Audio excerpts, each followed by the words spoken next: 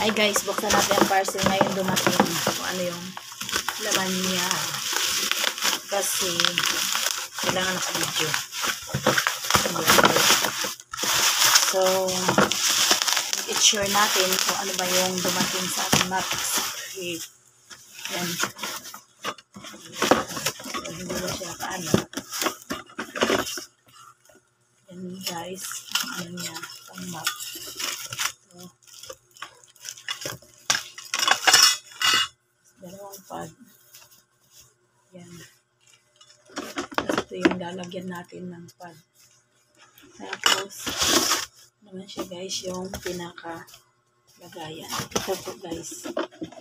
Yan. Yan po ang ating na-receive for today na. Thank you for watching. Bye-bye.